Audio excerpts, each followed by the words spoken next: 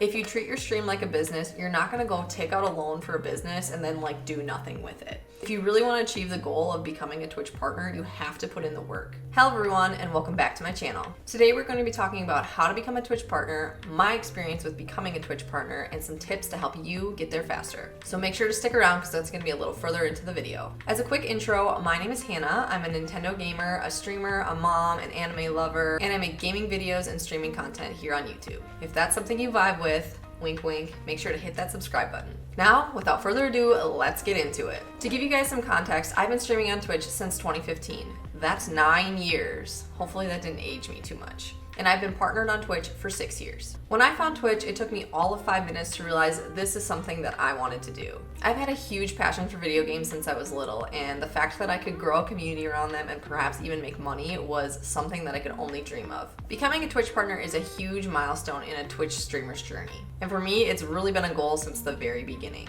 And 9 years later, I'm still streaming and I became a Twitch partner. And I know that if I can do it, you can do it. All right, first and foremost, what is a Twitch partner? Twitch partners are the top broadcasters on Twitch. They have built large communities and are the most entertaining streamers on the platform. You can see why I was attracted to reaching that goal. Just to put things into perspective for you guys, on Twitch, there are 7.3 million streamers that go live every single month. Of those 7.3 million streamers, 2.2 million of streamers are affiliates. And about 65,000 streamers are partnered on Twitch. So to do a little mathing for you guys, Twitch partners make up less than 1% of total streamers on Twitch. So honestly, becoming a Twitch partner is a pretty cool achievement if you ask me. Next, let's talk about the benefits of being a Twitch partner. So just like affiliates, Twitch partners have the opportunity to make money from subscriptions, bits, and ads, and have the opportunity to make a bigger portion of revenue from them. Partners also get to enjoy more customization on their channel. For example, partners can unlock up to 50 custom channel emotes, which honestly is one of the coolest benefits if you ask me. I love having my own emotes. There are a few other things you can customize, like your emote prefix and your chat badges. You also get to store your VODs for up to 60 days. Affiliates only get to store their VODs for 14 days. Another great benefit is you get first priority access for quality options on your channel. There's also some cool benefits if you go to TwitchCon, like you might get a free t-shirt, free merch, and you get access to the Twitch Partner Lounge, which is pretty cool. All right, now you know exactly what a Twitch partner is and the benefits you get. But how exactly do you qualify to become a Twitch partner? When I first started streaming, the partnership requirements were really ridiculous. I want to say you had to have like 500 average concurrent viewers in order to qualify, which honestly looking back is just kind of ridiculous. So I'm really glad they made the changes that they did. These days, it's much easier and straightforward. First, let's go over the 3 requirements that you need. First, you need at least 1,000 followers, and then within a 30-day period, you need to have 12 unique broadcasts, 25 hours streamed, and an average of 75 concurrent viewers. You can use the Twitch achievements on your dashboard in order to track this, and I honestly found this super helpful when I became a Twitch partner, because it kind of helped me track my progress and where I was. Now, keep in mind, even if you meet these metrics, you're not guaranteed to become a Twitch partner. I actually had to apply multiple times before I actually got accepted. So if you apply and don't get it, don't give up. Not everybody gets partnership on their first application. Next, we're gonna get into my Twitch journey. I wanna share my experience, show you what I learned, and give you a little bit more context of what it actually takes to become a Twitch partner. And hopefully you can avoid the mistakes that I made so that you can get there faster. One thing I do want to call out before we get too far into this is I've never been a full-time streamer. I've only ever streamed part-time. I've had varying times that I've streamed over the years, but on average, I would say I stream 10 to 15 hours a week to get partnership. All right, so I started streaming back in 2015. A friend of mine actually introduced me to Twitch, and I was so interested into it. I went out the next day, I bought a crappy Logitech controller and started streaming on Twitch just playing emulators. I played games like Super Mario World, Majora's Mask, Donkey Kong Country, just to kind of get my feet wet and really experience what it was like to stream on Twitch. One thing I will say, and is a mistake that I probably made in the beginning, is I didn't really know Twitch's etiquette too much. Because I started streaming so quickly without really learning the platform, I didn't really know how it worked altogether, and I didn't really know the etiquette that went into streaming on Twitch. I didn't even have a mod until I got raided by a bunch of people on 4chan on like my second day of streaming. So one thing I would suggest is make sure you understand Twitch as a platform, the etiquette that kind of goes into it, and just kind of have a couple mods to help you out because you want to make sure that you stay safe while you are streaming on Twitch. In those beginning times, things were super excited for me. I remember when I got my first like $1 donation, I like freaked out. I thought it was like the coolest thing ever that I made $1 playing video games. I remember hitting like 100 followers, which I thought was so cool. And I do remember the first time I had like 10 viewers watching me.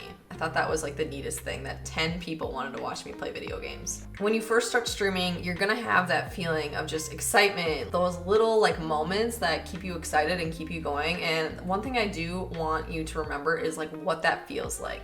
Sometimes when you get further along in your journey, you like really focus on the numbers. Like even though you have 40 average viewers, you're like, oh, I'm still so far away from like that 75 average viewers. But honestly, you want to make sure like you capture the feeling. Like 40 people is still a lot of people. Like that's like a classroom full of people. If you can really capture that emotion and that feeling, it'll help you be super grateful for where you are at on your journey. So in my first year of streaming, I basically took anything that I made from streaming and reinvested it back into my setup. The first thing I ever bought was my Blue Yeti mic, which is still with me here today. The next thing I bought was a capture card so that I could stream from console. I started streaming Super Smash Brothers from my Wii U when I first got that. So I first started streaming on kind of like a crappy laptop. It was just like a regular laptop. It wasn't super powerful or meant for gaming or anything. And I did stream off of that laptop for like 6 to 9 months. And one thing I do kind of regret is I wish that I would have streamed on a PC or gotten my gear upgraded a little bit sooner. I do think it caused the quality of my stream to be lower because my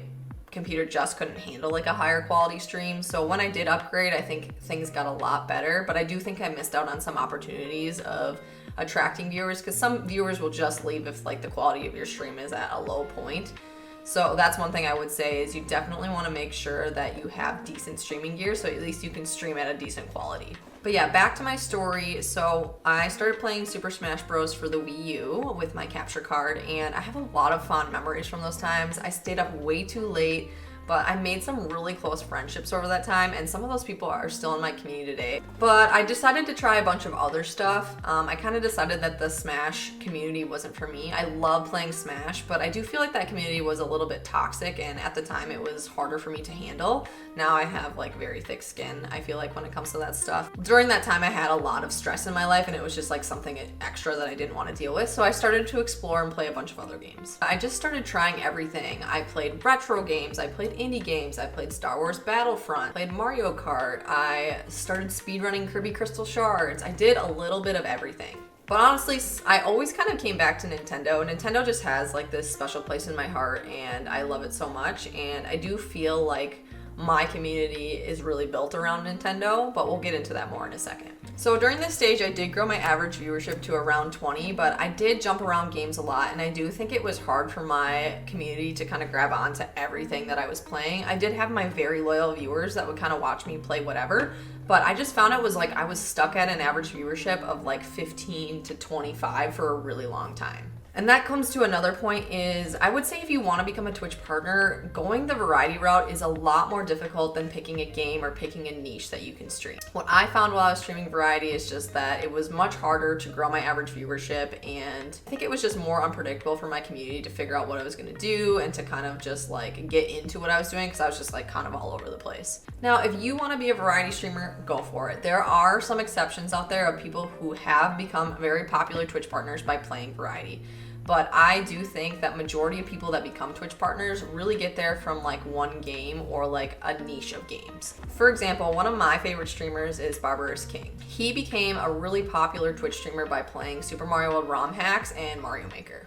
He plays variety now. He plays a ton of different stuff, but he grew his community and got to where he is by working really, really hard and playing the same game for a long time. And I found this to be true for me as well, because I really started to create a community when I started playing Super Mario Maker. I really enjoyed playing that game a lot, so there was a time where I just kind of played it for like 3 weeks in a row, and I really started to notice my average viewership to kind of slowly go up, and I was like, this is interesting. When I noticed this started happening, I started to make Super Mario Maker kind of like the main game of my stream. I grinded that game for a long time, so I streamed that game solely for a while. I did work in other games here and there, but it was really the game that got me partnered in 2018. So you probably noticed that I didn't become a Twitch partner overnight. I had to be consistent with that game for a couple of years in order to get there. And I actually applied for partnership 4 or 5 times before I finally got accepted. Now, I do think that the process could be speeded up, and we'll get into that a little bit more in the next part of the video, so hold tight. One thing I did want to just make a side note of is affiliates were introduced to Twitch in 2017.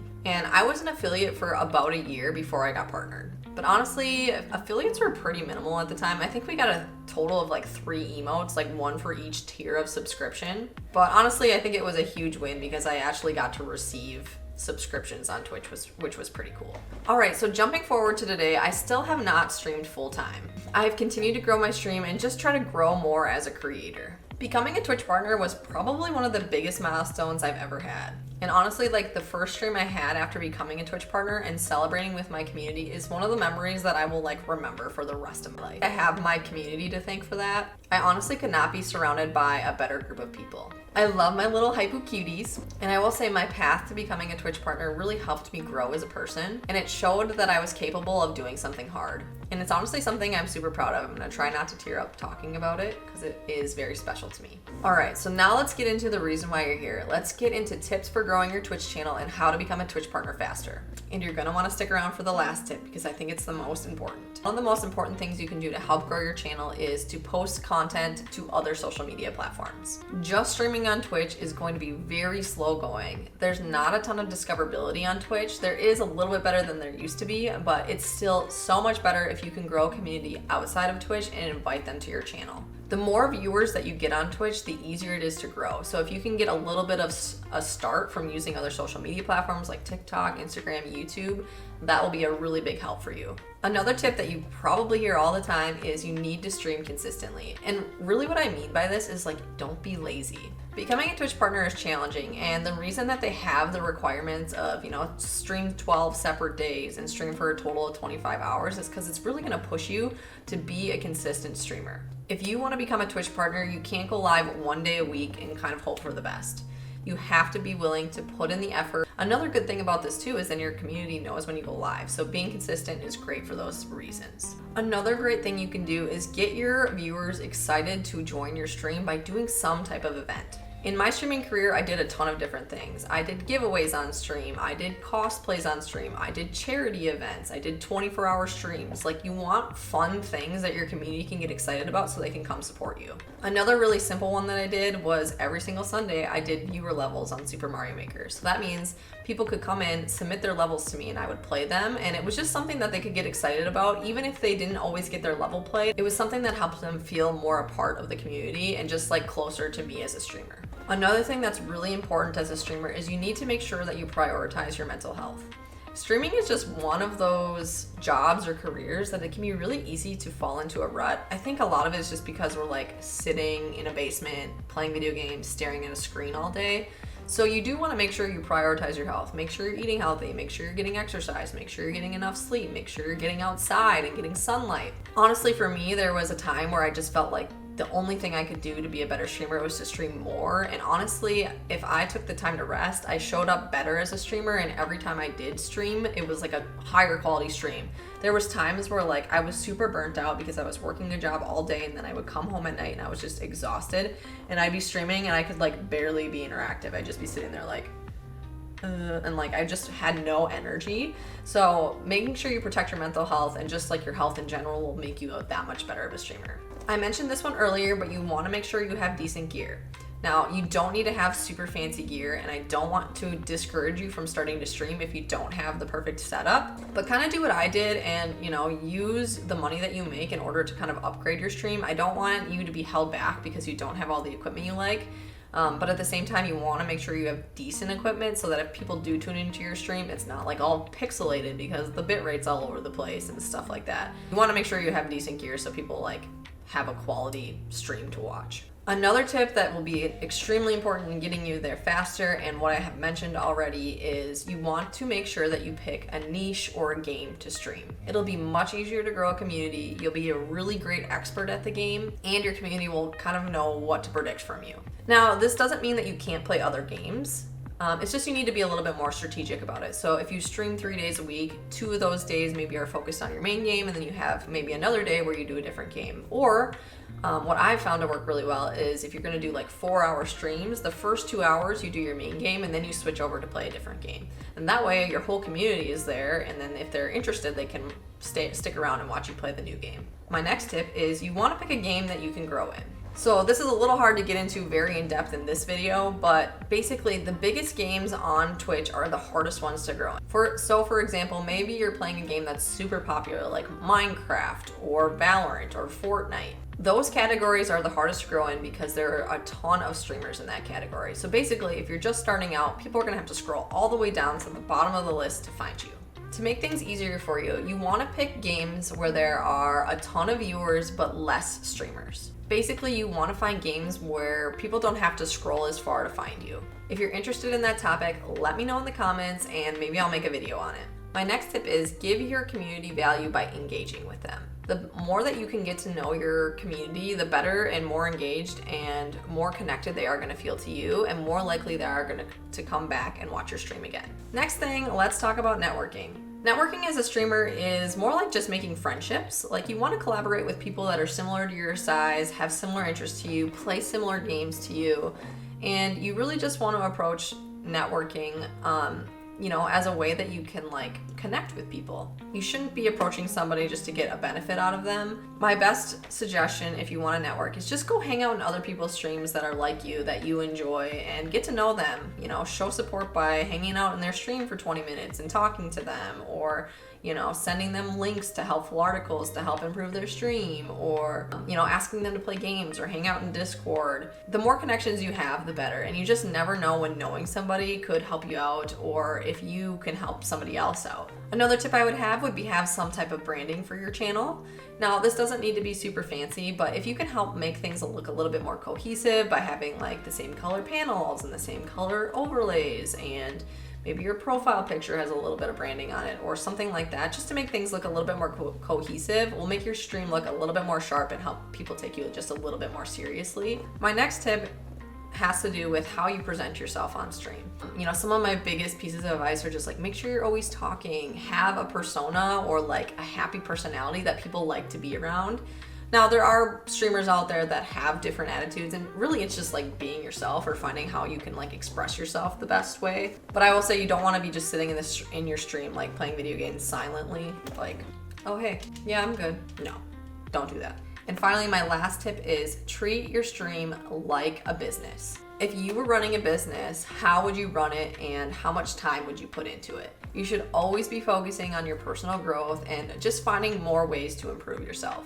If you treat your stream like a business, you're not gonna go take out a loan for a business and then like do nothing with it. If you really wanna achieve the goal of becoming a Twitch partner, you have to put in the work. I put in the work for 3 years before I became a Twitch partner. Hopefully you can get there faster with some of the tips that I've given you, but it doesn't change the fact that you have to put the time and the energy into improving yourself, into improving your stream, into making yourself better in order to get to that goal. If you made it this far into the video, make sure to drop a comment and tell me about which tip you found to be the most helpful. All right, I have a couple parting thoughts for you guys. So let's just say you go through your Twitch journey and you become a Twitch partner. That is amazing, and I'm so happy for you.